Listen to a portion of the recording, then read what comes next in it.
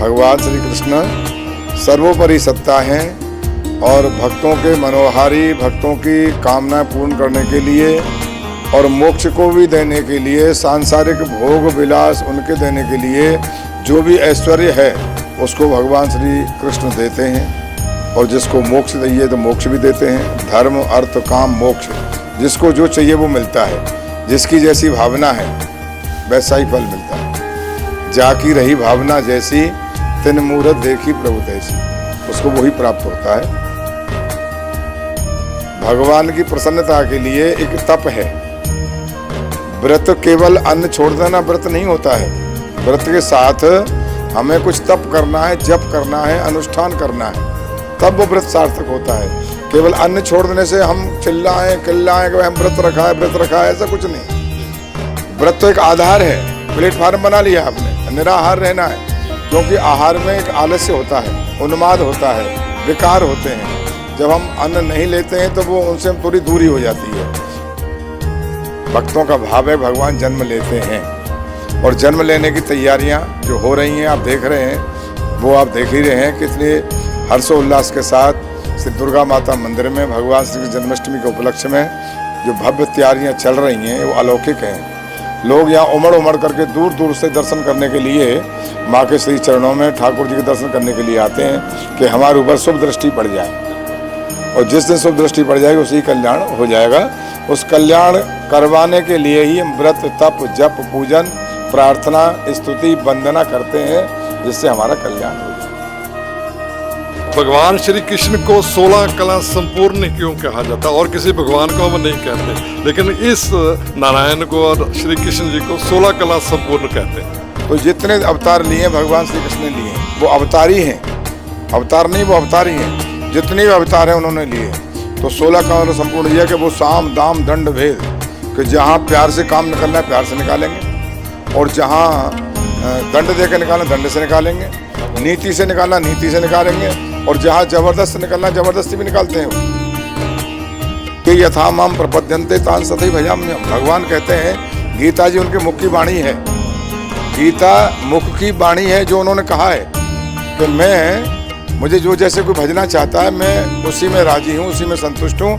मेरे से संबंध बनावे वो, चाहे बाप का बनावे, बेटे का बनावे, भाई का बनावे, दोस्त का बनावे, सखा का बनावे, मित्र का बनावे, शत्रु का बनावे, संबंध बनावे। मेरे से संबंध बनाएगा तो मैं उसके साथ हूँ।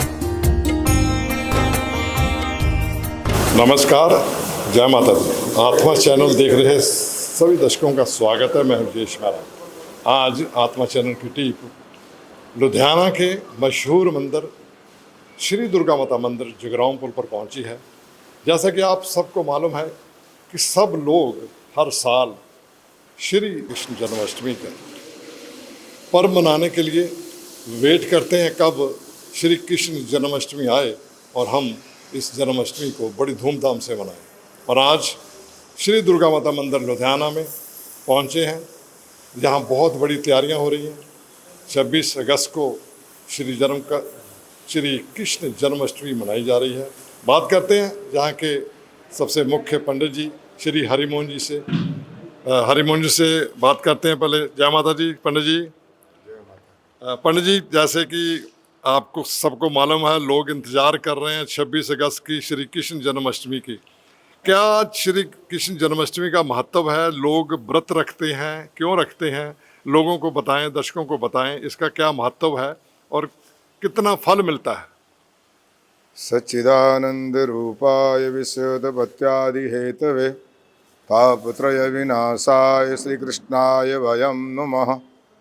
सर्वमंगल मांगल्ये शिवे सर्वार्थ साधिके शरण्ये त्र्यंबके गौरी नारायणी नमोस्तुते। श्री दुर्गा माता मंदिर लुधियाना जगराऊं पुल से में पंडित हरिमोहन शर्मा माँ के श्री चरणों से आत्मा चैनल के माध्यम से सभी नगरवासियों को, पंजाब वासियों को, देशवासियों को, सबसे पहले विश्ववासियों को जन्माष्टमी पर्व की बधाई देता हुआ शुभकामना करता हूँ। अब रही बात, आपने प्रश्न किया कि उसमें व्रत करते हैं, कैसे मनाते हैं, क्या महत्व है, क्या उसका फल है। तो बात यह है कि भगवान श्री कृष्ण सर्वोपरि सत्ता हैं। भगवान श्री कृष्ण सर्वोपरि सत्ता हैं और भक्तों के मनोहारी, भक्तों की कामनाएं पूर्ण करने के लिए और मोक्ष को भी देने के लिए, सांसारिक भोग विलास उनके देने के लिए जो भी ऐश्वर्य है उसको भगवान श्री कृष्ण देते हैं। और जिसको मोक्ष चाहिए तो मोक्ष भी देते हैं। धर्म, अर्थ, काम, मोक्ष, जिसको जो चाहिए वो मिलता है। जिसकी जैसी भावना है वैसा ही फल मिलता है। जाकी रही भावना जैसी, तिन मूरत देखी प्रभु तैसी, उसको वही प्राप्त होता है। व्रत की क्या महत्वता है? व्रत रखते हैं। व्रत जो है उनकी प्रसन्नता के लिए, भगवान की प्रसन्नता के लिए एक तप है। व्रत केवल अन्न छोड़ देना व्रत नहीं होता है। व्रत के साथ हमें कुछ तप करना है, जप करना है, अनुष्ठान करना है, तब वो व्रत सार्थक होता है। केवल अन्न छोड़ देने से हम चिल्लाएं कि हम व्रत रखा है, ऐसा कुछ नहीं। व्रत तो एक आधार है। प्लेटफार्म बना लिया आपने, निराहार रहना है, क्योंकि आहार में एक आलस्य होता है, उन्माद होता है, विकार होते हैं। जब हम अन्न नहीं लेते हैं तो वो उनसे हम थोड़ी दूरी हो जाती है, और जब हम दूरी हो जाती है, सात्विक वृत्ति हो जाती है, तो भजन करने में कोई आपत्ति नहीं आती है और भजन करने में मन लगता है। और रात्रि को जैसे 12 बजे जन्म होना है तो उस समय तक हम अच्छी तरह से जाग सकते हैं। अगर हम अन्न खा लेते हैं तो जागने में दिक्कत आएगी, क्योंकि अन्न में थोड़ा नशा होता है, उसको खाते ही नींद आने लगती है, सुस्त हो जाता है आदमी। इसलिए चुस्त रहने के लिए अन्न का त्याग किया जाता है, और अन्न को त्याग करने के बाद फिर हम व्रत करते हैं, जप करते हैं, तप करते हैं, जिससे जो है भगवान की कृपा हमको प्राप्त हो, भगवान का आशीर्वाद, उनकी दया में दृष्टि हमारे ऊपर पड़ जाए तो हमारा कल्याण हो जाएगा, संसार में रहते हुए कल्याण हो जाएगा, और हमारे मन में उनकी भक्ति जाग जाएगी। और जिस दिन भक्ति जाग जाएगी उसी दिन हम कल्याण की तरफ चले जाएंगे। ये पक्का निर्णय है, और ये अनुभव की बात मैं आपको बता रहा हूँ। तो उनकी प्रसन्नता के लिए, जैसे कोई बड़ा व्यक्ति हमारे घर आता है तो उसकी सजावट में, उसमें इसमें लग जाते हैं। कोई विशेष व्यक्ति आ रहा है, मुख्य अतिथि आ रहा है, उसके साधन में, संसाधन में लग जाते हैं। तो ये तो भगवान है, संसार के सबसे बड़े नियंता हैं, इनके ऊपर तो कोई है नहीं। अब वो जब उसमें आ रहे हैं, भक्तों का भाव है, क्योंकि भाव का भूखा में और भाव ही एक सार है, और भाव से भजले मुझे भव से बेड़ा पार है। ये भाव का विषय है, भक्तों का भाव है। भगवान जन्म लेते हैं, और जन्म लेने की तैयारियां जो हो रही हैं आप देख रहे हैं, वो आप देख ही रहे हैं कितनी हर्षोल्लास के साथ श्री दुर्गा माता मंदिर में भगवान श्री कृष्ण जन्माष्टमी के उपलक्ष्य में जो भव्य तैयारियां चल रही हैं वो अलौकिक हैं। लोग यहाँ उमड़ करके दूर दूर से दर्शन करने के लिए माँ के श्री चरणों में ठाकुर जी के दर्शन करने के लिए आते हैं कि हमारे ऊपर शुभ दृष्टि पड़ जाए, और जिस दिन शुभ दृष्टि पड़ जाएगी उसी कल्याण हो जाएगा। उस कल्याण करवाने के लिए ही हम व्रत, तप, जप, पूजन, प्रार्थना, स्तुति, वंदना करते हैं, जिससे हमारा कल्याण हो जाए। पंडित जी, एक बात और है, आपने कहा सबसे श्रेष्ठ है, और भगवान श्री कृष्ण को 16 कला संपूर्ण क्यों कहा जाता है? और किसी भगवान को हम नहीं कहते, लेकिन इस नारायण को और श्री कृष्ण जी को 16 कला संपूर्ण कहते हैं। ऐसा है कि सर्वोपरि सत्ता मैंने आपको कहा, जगत नियंता कहा, तो ये जगदीश्वर यही जितने अवतार लिए इन्होंने ही लिए। 10 अवतारों का विवरण है हमारे, 10 अवतारों का। सतयुग में 4, त्रेता में 3, द्वापर में 2 और कल युग में 1। ये 10 अवतारों का वर्णन है। तो जितने अवतार लिए भगवान श्री कृष्ण ने लिए हैं वो अवतारी हैं, अवतार नहीं, वो अवतारी हैं। जितने भी अवतार हैं उन्होंने लिए हैं। तो 16 का संपूर्ण यह है कि वो साम, दाम, दंड, भेद, कि जहाँ प्यार से काम निकलना है प्यार से निकालेंगे, और जहाँ दंड दे के निकालना दंड से निकालेंगे, नीति से निकालना नीति से निकालेंगे, और जहाँ जबरदस्त निकलना जबरदस्ती भी निकालते हैं, वो जबरदस्ती भी निकाल देते हैं। तो इसलिए साम, दाम, दंड, भेद, चारों प्रकार से 16 कलाओं से संपूर्ण का मतलब यही है कि उनसे बाहर कुछ नहीं है, सब उनके अंतर्गत है। तो इसलिए 16 कर्ण संपूर्ण किया जाता है। साम, दाम, जैसे भी जिसको जो चाहे, जो बनाना चाहे वो बन जाते हैं। किसी के सखा बन गए, किसी के भाई बन गए, किसी के स्वामी बन गए। जो जैसे गीता जी में श्लोक लिखा हुआ है कि ये यथा माम प्रपद्यन्ते तान तथैव भजाम्यहम्। भगवान कहते हैं, गीता जी उनके मुख की वाणी है, गीता मुख की वाणी है, जो उन्होंने कहा है कि मैं मुझे जो जैसे कोई भजना चाहता है मैं उसी में राजी हूँ, उसी में संतुष्ट हूँ। मेरे से संबंध बनावे, वो चाहे बाप का बनावे, बेटे का बनावे, भाई का बनावे, दोस्त का बनावे, सखा का बनावे, मित्र का बनावे, शत्रु का बनावे, संबंध बनावे मेरे से। संबंध बनाएगा तो मैं उसके साथ हूँ। तो भगवान को भजने के लिए हमारे पास पहले संबंध होना चाहिए। जैसे आपने अपनी लड़के की शादी कहीं की, जब शादी की बात चली तब तक कोई संबंध नहीं, शादी होने के बाद वो आपके कुटुंब बन गए, आप उनके कुटुंब बन गए, संबंध हो गया ना। पर आप उनको जब मर्जी बुलाएंगे, चलाएंगे, आएंगे, जाएंगे, संबंध हो गया ना। तो ऐसे ही भगवान के साथ संबंध होना जरूरी है, संबंध बनाएं। अब कई भक्त जो है बच्चे का संबंध बनाते हैं, लाड़ प्यार लड़ाते हैं, खिलाते हैं, पिलाते हैं, सुलाते हैं, जगाते हैं, नचाते हैं, नाचते हैं, कीर्तन करते हैं उनका। तो ऐसे ही जो संबंध आप उनसे बनाएंगे वो उसमें बनने को तैयार है। ओके, बनाओ हो, संबंध के बिना भजन नहीं हो सकता है। संबंध बनाना बहुत जरूरी है।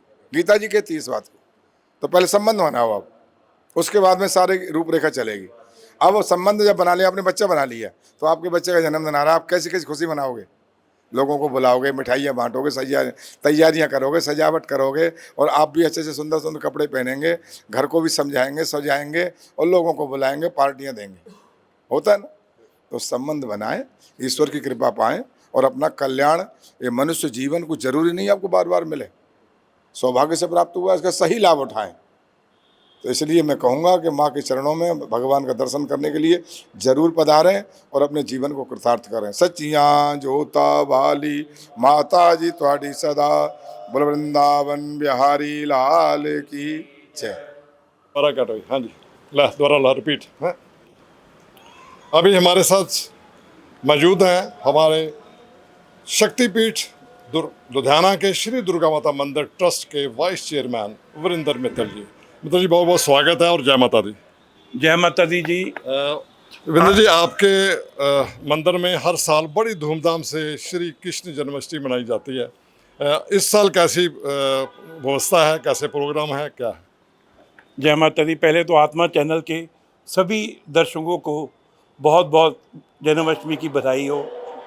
श्री दुर्गा माता मंदिर ट्रस्ट, जैसे आप सब जानते ही हो, लुधियाना का एक शक्तिपीठ है जिसकी स्थापना 1950 में हुई थी। इस वर्ष 75वां स्थापना वर्ष है श्री दुर्गा माता मंदिर का।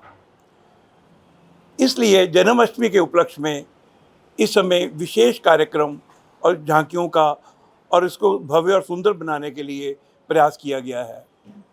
श्री दुर्गा माता मंदिर में सायं 7:30 बजे से रात 12 बजे तक सोमवार 26 तारीख को राजू मान एंड पार्टी द्वारा माँ का गुणगान, कृष्ण जी के सुंदर सुंदर भजन और सुंदर सुंदर झांकियाँ दिखाई जाएंगी। और मोगा से विशेष तौर पर जो कि झांकी बनाने वाले कलाकार हैं और नृत्य करने वाले कलाकार हैं, वो भी मंदिर में झांकियाँ बनाएंगे और नृत्य कार्यक्रम करेंगे। इसके साथ साथ सभी ट्रस्टियों का विशेष इस समय सोच है कि 75वें वर्ष के कारण सजावट हर तरह से बेहतर हो, और हम लोग सदा ही अच्छा करते हैं, इस बार थोड़ा एक्स्ट्रा प्रयास है। आप सब भक्तों से निवेदन है कि जन्माष्टमी वाले दिन, जो कि हिंदुस्तान के क्या वर्ल्ड के 2 सुंदर लाल हैं, भगवान राम और भगवान कृष्ण, उनके गुणों का पढ़ें, थोड़ा अमल करें। धर्म की स्थापना तभी होगी जब हम उनको जानेंगे, उनके थोड़ा सा बनने का प्रयास करेंगे। आप सबको श्री कृष्ण जन्माष्टमी की बहुत बहुत बधाई हो। आपका जीवन मंगल हो, आपके जीवनों में सद्विचार आए। जय माता दी, जय माता दी। तो ये थे श्री दुर्गा माता मंदिर शक्तिपीठ जुगराम पुल के मुख्य पंडित जी श्री राम मोहन जी, जिन्होंने बड़ा ही बढ़िया तरीके से आपको बताया कि कृष्ण जन्माष्टमी कैसे मनाई जाती है, और भगवान श्री कृष्ण जो 16 कला संपूर्ण है, वाकई उससे संबंध बनाए तो आप देखें आपके जीवन में कैसे सुख मिलता है, सारे कष्ट दूर होंगे। भगवान कृष्ण की जन्माष्टमी मनाएं और 26 अगस्त को श्री दुर्गा माता मंदिर में आएं और अपने शुभ चिंतक महामाई के दुर्गा माता का दर्शन भी करें और श्री कृष्ण जन्माष्टमी मनाएं। मेरे साथ नवल और राजेश मेहरा, आत्मा चैनल। लुधियाना।